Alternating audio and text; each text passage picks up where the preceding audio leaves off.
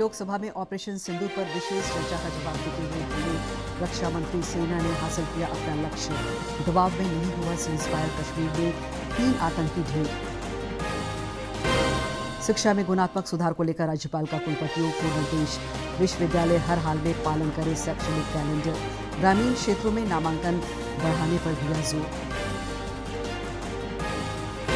स्वास्थ्य मंत्री इरफान अंसारी ने बेहतर कार्यों के लिए अस्पतालों को किया सम्मानित। जनता दरबार में ग्रामीण विकास मंत्री ने जन समस्याओं के समाधान पर दिया बल। और तीसरी सोमवारी पर शिवालयों में दिखा श्रद्धा भक्ति और आस्था का संगम। बाबा धाम, बासुकीनाथ, आमेश्वर धाम और पहाड़ी मंदिर में जलार्पण के लिए लगा रहा भक्तों का तांता।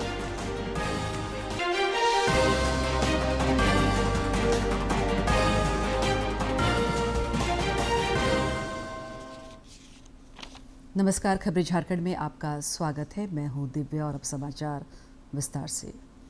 आज लोकसभा में दोपहर बाद ऑपरेशन सिंदूर पर विशेष चर्चा शुरू हुई। चर्चा की शुरुआत करते हुए रक्षा मंत्री राजनाथ सिंह ने कहा कि कार्रवाई के दौरान हमने अपना लक्ष्य 100% हासिल किया। रक्षा मंत्री ने कहा कि ऑपरेशन सिंदूर किसी के दबाव में नहीं रोका गया।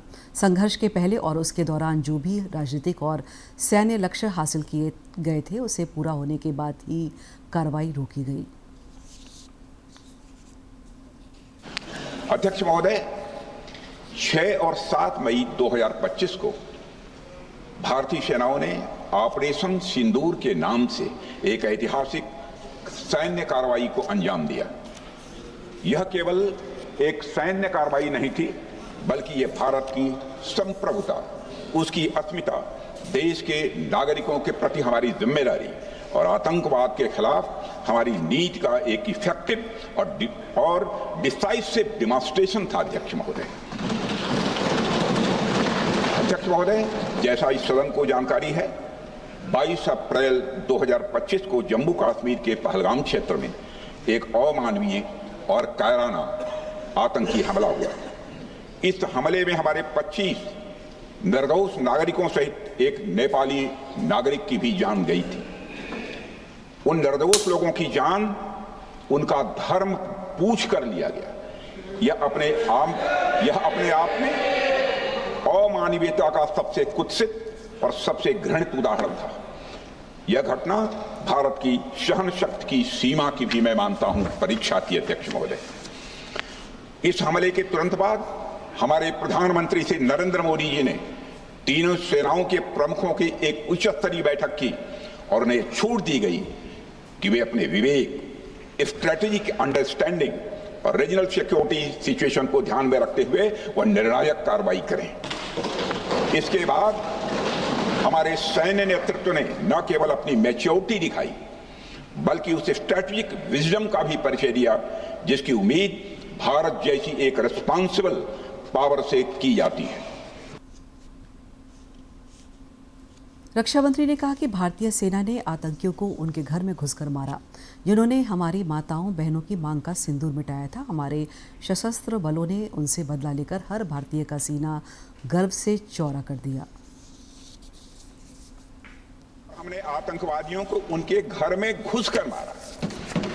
सशस्त्र बलों ने हमारी माताओं और बहनों के सिंदूर का बदला लिया और प्रत्येक भारतीय इस भावना से ओतप्रोत हो गया। अध्यक्ष महोदय, मैं चाहूंगा कि पूरा सदन एक बार हमारे सेना के बहादुर जवानों के शौर्य और पराक्रम। अध्यक्ष महोदय, यह सिंदूर की लाली शौर्य की कहानी है। यह सिंदूर की लाली शौर्य की कहानी है, भारत के मस्तक पर वीरता की निशानी है।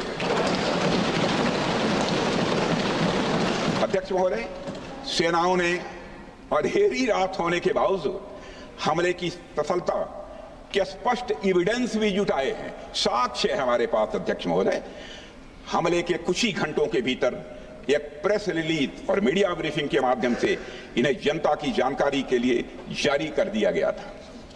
मुझे यह पुष्टि करते हुए गौरव की अनुभूति हो रही है कि सशस्त्र बल अपने सभी मिशन ऑब्जेक्टिव्स को पूरा करने में पूरी तरह से सक्षम रहे और साथ ही कामयाब रहे। अध्यक्ष महोदय, 7 मई 2025 को हमले माने 1:35 के तुरंत बाद भारतीय डीजीएमओ ने हॉटलाइन संदेश के माध्यम से पाकिस्तान के डीजीएमओ यानी डायरेक्टर जनरल मिलिट्री ऑपरेशन से संपर्क किया और टेरर इंफ्रास्ट्रक्चर के खिलाफ हमारे हमले के रेशनल और मेथोडोलॉजी के बारे में पूरी जानकारी दी। सुरक्षा बलों के द्वारा जम्मू कश्मीर में ऑपरेशन महादेव के तहत एक भीषण गोलीबारी में 3 आतंकी मारे गए हैं। श्रीनगर में हुई इस मुठभेड़ में आतंकी मूसा सुलेमानी समेत 3 आतंकी मार गिराए गए। इनके पास से हथियार और विस्फोटक बरामद किए गए हैं। राज्यपाल सह कुलाधिपति संतोष कुमार गंगवार ने राजभवन में राज्य के विभिन्न विश्वविद्यालयों के कुलपतियों के साथ उच्च स्तरीय समीक्षा बैठक की। इस दौरान उन्होंने कुलपतियों को राज्य की उच्च शिक्षा व्यवस्था को सुदृढ़ और गुणवत्तापूर्ण बनाने के लिए निर्देशित किया। राज्यपाल सह कुलाधिपति संतोष कुमार गंगवार ने राजभवन में राज्य के विभिन्न विश्वविद्यालयों के कुलपतियों के साथ उच्च स्तरीय समीक्षा बैठक की और राज्य की उच्च शिक्षा व्यवस्था को सुदृढ़ एवं गुणवत्तापूर्ण बनाने के लिए निर्देशित किया। राज्यपाल ने कहा कि विश्वविद्यालयों को गुणवत्तापूर्ण शिक्षा, समय पर परीक्षा आयोजन, परिणाम प्रकाशन एवं शैक्षणिक कैलेंडर के कठोर अनुपालन को सुनिश्चित किया जाना चाहिए। मेरा मानना है कि अब समय है कि हम समस्याओं पर नहीं समाधानों पर चर्चा करें और इसी दिशा में ठोस कदम उठाएं। हमारे शिक्षण संस्थाओं में विद्यार्थियों को गुणवत्तापूर्ण शिक्षा प्राप्त हो, यही हमारी प्राथमिकता होनी चाहिए। कुलपतियों के साथ बैठक के दौरान राज्यपाल ने कहा कि कुलपति केवल प्रशासक नहीं बल्कि शैक्षणिक नेतृत्वकर्ता होते हैं। उनके दृष्टिकोण और प्रयास राज्य की उच्च शिक्षा को नई दिशा दे सकते हैं। साथ ही उन्होंने विश्वविद्यालयों की रैंकिंग के सुधार, पीएचडी शोध की गुणवत्ता, मौलिकता एवं नवाचार पर जोर दिया। विश्वविद्यालय स्तर पर रैंकिंग सुधार है तो कार्य करें। अभी मैं देख रहा था जो आप लोगों की तरफ से जानकारी मिली कि विश्वविद्यालय के ऊपर जो रैंकिंग मिलती है उसमें कोई उल्लेख नहीं है। बात मुझको समझ में नहीं आई। विश्वविद्यालय स्तर पर रैंकिंग में सुधार हेतु कार्य करना चाहिए। राज्यपाल ने कुलपतियों को विश्वविद्यालयों में प्लेसमेंट सेल्स को क्रियाशील बनाने, स्किल डेवलपमेंट, इंटर्नशिप की व्यवस्था करने और फीडबैक प्रणाली लागू करने पर विशेष जोर दिया। इंटर्नशिप और उद्योगों से जुड़ा इंडस्ट्री लिंकेज को प्राथमिकता दी है। विश्वविद्यालयों के प्लेसमेंट सेल को केवल औपचारिकता न बनाया जाए और प्रभावी बनाया जाए। राज्यपाल ने इस दौरान विद्यार्थियों के सर्वांगीण विकास को लेकर कुलाधिपति गंभीर दिखे। उन्होंने कुलपतियों से आह्वान किया कि वे दूरदर्शिता, सक्रियता और विवेकपूर्ण निर्णयों के माध्यम से झारखंड की उच्च शिक्षा व्यवस्था को राष्ट्रीय मानकों के अनुरूप विकसित करें। डीडी न्यूज़ के लिए रांची से ब्यूरो की रिपोर्ट। बेहतर स्वास्थ्य सुविधा देने वाले राज्य के अस्पतालों को आज विभिन्न श्रेणियों में सम्मानित किया गया। स्वास्थ्य मंत्री डॉक्टर इरफान अंसारी ने रांची के नामकुम में आयोजित कार्यक्रम में अस्पतालों को यह पुरस्कार प्रदान किए। इस दौरान अपने संबोधन में श्री अंसारी ने राज्य में सामूहिक प्रयास से स्वास्थ्य सेवा के सुदृढ़ीकरण और विस्तार पर बल दिया।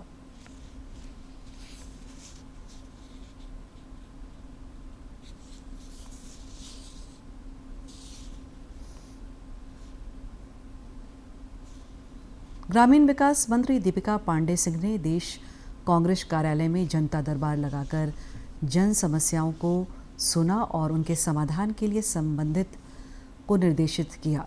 बाद में पत्रकारों से बातचीत में उन्होंने कहा कि जन समस्याओं के समाधान के प्रति सरकार गंभीर है।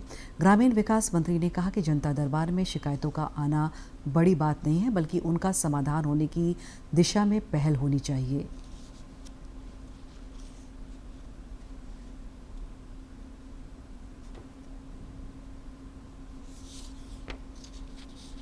लेकिन उन परेशानियों का समाधान आसानी से हो, यह प्रयास पूरे सरकार का है। वो चाहे हम लोग मंत्री हों, विधायक हों, पुलिस के पदाधिकारी हों, चाहे प्रशासनिक पदाधिकारी हों, सभी यह प्रयास कर रहे हैं कि समाधान हो। तो मुझे लगता है कि अगर समस्याएं आ रही हैं तो वो समस्या नहीं है, लेकिन अगर समस्याओं का समाधान ना हो तब परेशानी है, जिसमें मुझे लगता है कि काफ़ी सुधार हुआ है। इधर पत्रकारों के एक सवाल पर ग्रामीण विकास मंत्री दीपिका पांडे सिंह ने कहा कि सरकार विधानसभा के मानसून सत्र में अनुपूरक बजट पेश करेगी।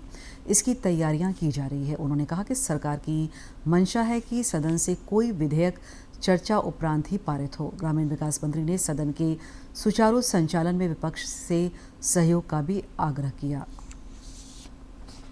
लाया जा रहा है, सदन पे लाया जा रहा है, वहाँ चर्चा करने का मौका विपक्ष को मिलेगा। चर्चा ना हो और उसके बाद कोई विधेयक पर को पास कर दिया या अपने ही हम लोगों ने कुछ बदल दिया हो, ऐसी बात नहीं है। लेकिन मुझे लगता है यह जो विधेयक आ रहा है ये बहुत महत्वपूर्ण है।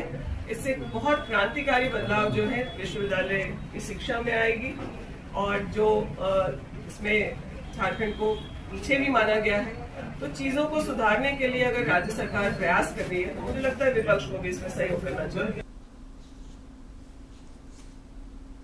रक्षा राज्य मंत्री सह रांची के सांसद संजय सेठ को फोन पर धमकी देने के मामले में पुलिस को सफलता हाथ लगी है। आरोपी नित्यानंद पाल को पुलिस ने धनबाद से गिरफ्तार कर लिया है।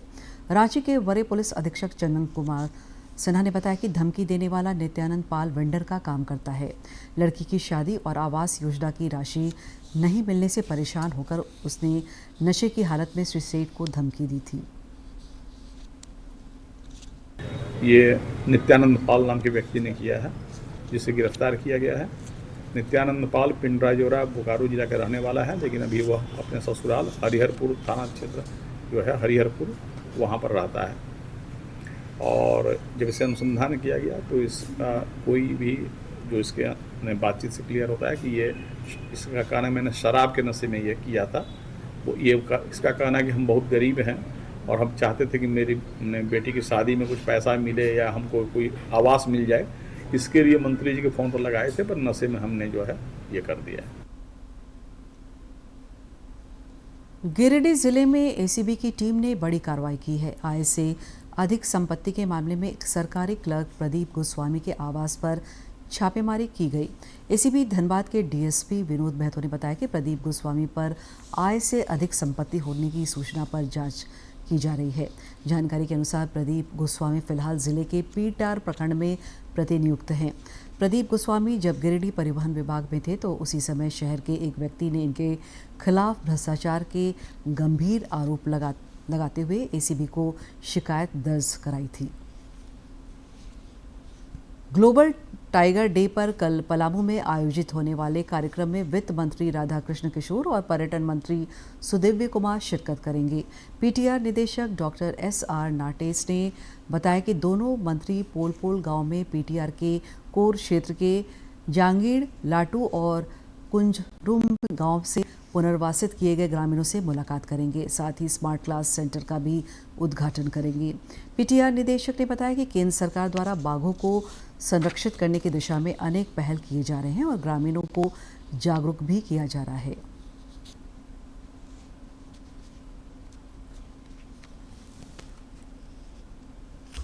हम लोगों ने इस बार ग्लोबल टाइगर डे का आयोजन किया है। इस कार्यक्रम में हम लोगों ने इस कार्यक्रम को ग्रेस करेंगे हमारे आदरणीय मंत्री जी, सरकार के फाइनेंस मिनिस्टर साहब राधाकिशन मोहन साहब और टूरिज्म मिनिस्टर सुदिव्य सोनू साहब भी, दोनों मंत्री जी है इस कार्यक्रम मुख्य अतिथि होंगे।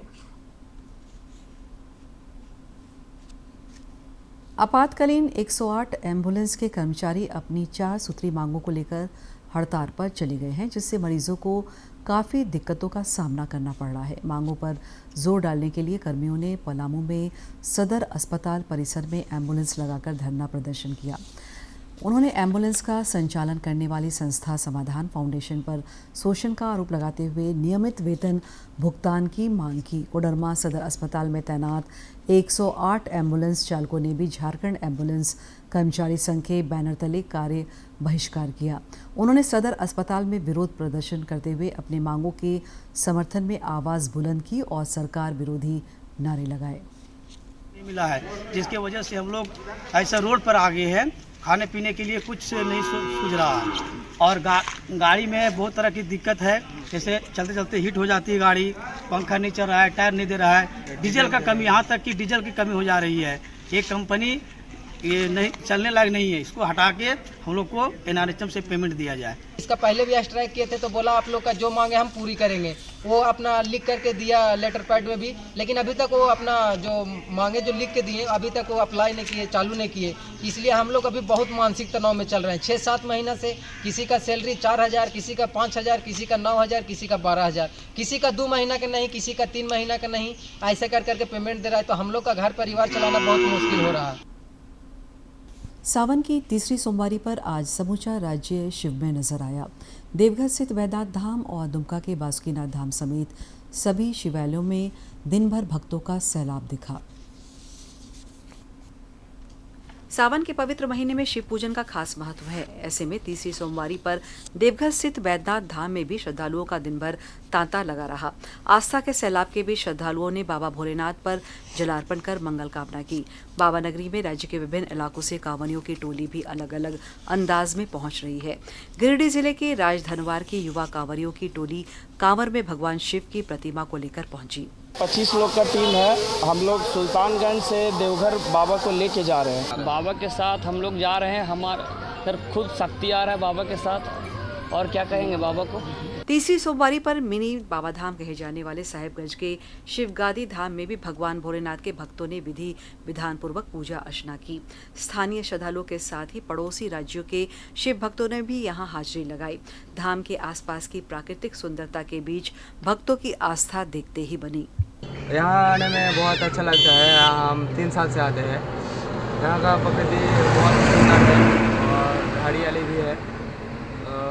यहाँ बाबा का धाम आते हैं, मनोकामना पूर्ण होता है। शिवगति हम 3 साल से जा रहे हैं। शिवगति जाके हमको बहुत अच्छा लगता है, मन को शांति मिलता है, जो मनोकामना मांगते हैं सब पूरा होता है। इधर रांची के ऐतिहासिक पहाड़ी मंदिर में भी भक्तों ने पहाड़ी बाबा का जलाभिषेक किया। अहले सुबह से ही यहाँ भक्त पहुँचने शुरू हो गए थे और दिन भर धर्म, आध्यात्म और श्रद्धा की बयार बहती रही। देवघर से मनीष, साहेबगंज से संजय गुप्ता और रांची से सरिता की रिपोर्ट। श्रावण मास में श्रद्धालुओं की सेवा के लिए कई संगठन और आम लोग भी सामने आ रहे हैं। सावन के पुण्य सोमवारी पर देवघर में योग शिक्षिका सोनी की ओर से निःशुल्क कांवरिया सेवा शिविर का आयोजन किया गया। शिविर में श्रद्धालुओं को फल, शरबत और पानी निःशुल्क उपलब्ध कराए गए। हमारी तरफ से फल मूल, पानी, ठंडा, माजा, जो चीज़ें बिना खाए पिए दी जाती है, फलहार सारी चीज़ें दी जा रही है कांवरियों को, ताकि उन्हें महादेव तक पहुंचने में कठिनाइयों के सामने से थोड़ी सी हम मदद कर सकते हैं। बस ये हमारी पहली पहल है। ये मेरी पहली पहल है, ये शुरुआत है। महादेव अगर चाहेंगे तो मैं जब तक रहूँगी मैं इस पर बनी रहूँगी। सावन की तीसरी सोमवारी पर दुमका का बासुकीनाथ धाम और खूंटी स्थित बाबा आमरेश्वर धाम भी भक्तों की आस्था का केंद्र बना रहा।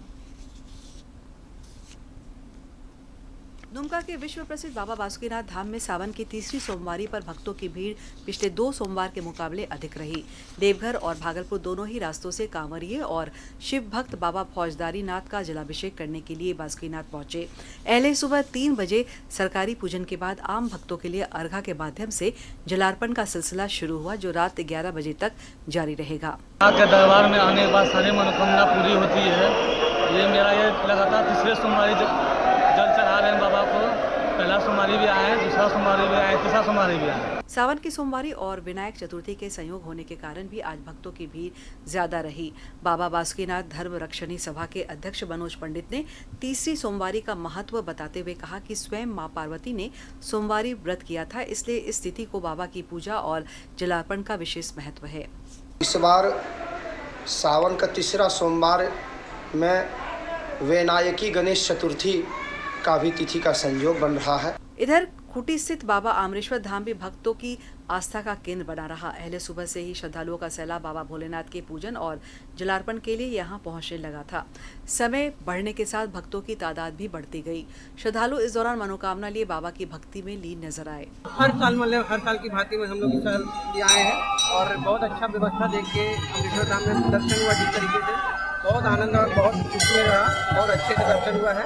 एक बार और पहले आए थे, बहुत साल के बाद, मतलब 6-7 साल के बाद फिर आए हैं बहुत अच्छा लगा। बाबा अमरेश्वर धाम मंदिर प्रबंधन स्वयं सेवक और प्रशासनिक महकमा भी भक्तों की सेवा, सुरक्षा और सुविधा को लेकर मुस्तैद दिखा। गेरुआ झंडा, महावीर पताका डाल करके फिर लोगों को किसी तरह की परेशानी ना हो, इस निमित्त सारा व्यवस्था किया गया था। लग रहा है कि यहाँ श्रद्धालुओं की संख्या की बता रही है कि हम लोग की आस्था क्या है, इसमें कोई डाउट नहीं है। आज प्रबंधन ने बहुत अच्छा इंतजाम किया हुआ है, यहाँ की जगह क्राउड कंट्रोल भी बहुत अच्छा है। मिनी बाबा धाम के नाम से प्रसिद्ध अमरेश्वर धाम एक स्वयंभू शिवलिंग का धाम है, जहां सावन में लाखों श्रद्धालु जलाभिषेक के लिए पहुंचते हैं। इस धार्मिक परिसर में केवल शिवलिंग ही नहीं बल्कि भगवान गणेश, माता पार्वती, भगवान राम, हनुमान जी, राधा कृष्ण, माँ दुर्गा, माता काली और शनिदेव के मंदिर भी हैं। दुमका से आर.के. नीरद और खूंटी से ज्योत्सना की रिपोर्ट। जमशेदपुर के केबल टाउन स्थित बिरला लक्ष्मी नारायण मंदिर में झारखंड क्षत्रिय महिला संघ की ओर से भगवान शिव का जलाभिषेक और रुद्राभिषेक किया गया। इसमें विधायक सरयू राय समेत अन्य लोग शामिल हुए। श्री राय ने भगवान शंकर से मंगल कामना भी की।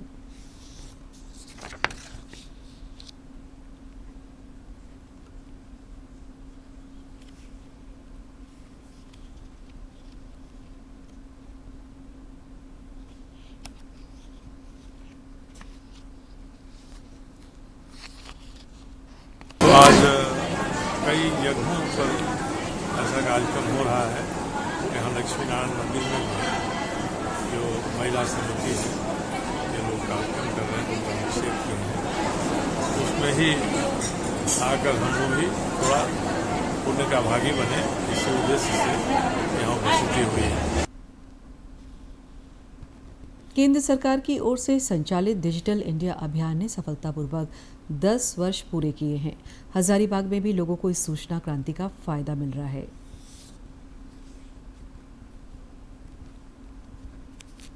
हजारीबाग के शेख भिखारी मेडिकल कॉलेज अस्पताल के चिकित्सक डॉक्टर अभिषेक कुमार ने आभा ऐप के संबंध में जानकारी देते हुए कहा कि आयुष्मान भारत डिजिटल मिशन के तहत 14 डिजिट के आभा नंबर के जरिए डिजिटल तरीके से इलाज किया जा रहा है। साथ ही पूर्व के इलाजों का विवरण भी आभा ऐप में संरक्षित रहता है। काफ़ी काम किया जा रहा है। सभी जो मरीज आ रहे हैं उनको हम लोग रिक्वेस्ट कर रहे हैं कि आप आभा ऐप को डाउनलोड कीजिए और उसको KYC कीजिए, फिर आभा ऐप से QR कोड को स्कैन कीजिए और उसके बाद आप डॉक्टर के चेम्बर आइए अपना टोकन नंबर लेके, ताकि हम लोग डिजिटल पेपरलेस ट्रीटमेंट कर सकें और इनका जो भी डाटाज है ट्रीटमेंट का वो सारा का सारा संचय हो सके। वहीं स्थानीय रंजन कुमार चौधरी ने कहा कि आयुष्मान भारत डिजिटल मिशन स्वास्थ्य के क्षेत्र में वरदान साबित होगा। उन्होंने कहा कि आभा ऐप पर डिजिटल तरीके से रिकॉर्ड संरक्षित रहता है। इसके माध्यम से लोगों का भारत के किसी भी अस्पताल में आसानी से इलाज हो सकेगा। आयुष्मान भारत डिजिटल मिशन स्वास्थ्य के क्षेत्र में एक वरदान साबित होगा, क्योंकि अगर आपका दस्तावेज डिजिटलाइजेशन हो जा रहा है तो आप मान लीजिए आज हजारीबाग में हम लोग इलाज कराते हैं, कल हम दिल्ली जाते हैं तो वहाँ पर उस ऐप से सीधे हम डाउनलोड कर सकते हैं कि मेरा क्या इलाज हुआ, डॉक्टर उसको देख करके आगे का इलाज चला सकते हैं। वहीं स्थानीय आशीष कुमार ने कहा कि आभा ऐप में मरीजों के हर बीमारी और उनके इलाज का विवरण दर्ज हो जाता है, जिससे बीमारी संबंधी केस हिस्ट्री जानने में चिकित्सकों को मदद मिलती है। ये बहुत अच्छा पहल है।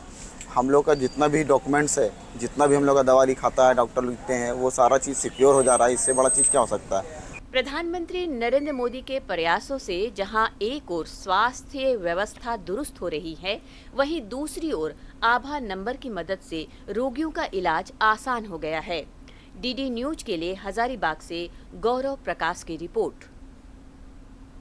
राज्य में मानसून गतिविधि फिलहाल सामान्य है। आज भी राज्य के कई इलाकों में बारिश का पूर्वानुमान है। साहिबगंज, पाकुड़, गोड्डा, दुमका, देवघर, जामताड़ा और गिरिडीह जैसे जिलों में भारी से अत्यंत भारी बारिश हो सकती है, जिसके लिए मौसम विज्ञान केंद्र ने ऑरेंज अलर्ट जारी किया है। इसके अलावा राज्य के उत्तर पूर्वी हिस्सों में भी भारी बारिश की संभावना है। कल और 30 जुलाई को राज्य के कई इलाकों में जोरदार बारिश के आसार हैं। इस अवधि में आंधी और वज्रपात की भी आशंका है। इधर पिछले 24 घंटे के दौरान धनबाद स्थित पूर्वी टुंडी में सर्वाधिक 82 मिलीमीटर बारिश रिकॉर्ड की गई। इस दौरान तिलैया, राजमहल, गोविंदपुर, सिंदरी, हजारीबाग, गोड्डा, बोकारो और रांची में भी बारिश हुई। राज्य में 1 जून से 28 जुलाई के बीच तकरीबन 53% अधिक बारिश हुई है। और अब एक नज़र डालते हैं मुख्य शहरों के आज के तापमान पर। राजधानी रांची का अधिकतम तापमान 27.6 और न्यूनतम 23.2 डिग्री सेल्सियस रिकॉर्ड किया गया। जमशेदपुर का अधिकतम तापमान 30.4 और न्यूनतम 25.6 तथा डाल्टनगंज का अधिकतम तापमान 30.2 और न्यूनतम तापमान 24.5 डिग्री सेल्सियस रिकॉर्ड किया गया। अंत में मुख्य समाचार एक बार फिर। लोकसभा में ऑपरेशन सिंदूर पर विशेष चर्चा का जवाब देते हुए बोले रक्षा मंत्री, सेना ने हासिल किया अपना लक्ष्य, दबाव में नहीं हुआ सीज फायर, कश्मीर में 3 आतंकी ढेर। शिक्षा में गुणात्मक सुधार को लेकर राज्यपाल का कुलपतियों को निर्देश, विश्वविद्यालय हर हाल में पालन करे शैक्षणिक कैलेंडर, ग्रामीण क्षेत्रों में नामांकन बढ़ाने पर दिया जोर। स्वास्थ्य मंत्री इरफान अंसारी ने बेहतर कार्यों के लिए अस्पतालों को किया सम्मानित। जनता दरबार में ग्रामीण विकास मंत्री ने जन समस्याओं के समाधान पर दिया बल। और तीसरी सोमवारी पर शिवालयों में दिखा श्रद्धा, भक्ति और आस्था का संगम। बाबा धाम, बासुकीनाथ, रामेश्वर धाम और पहाड़ी मंदिर में जलार्पण के लिए लगा रहा भक्तों का तांता।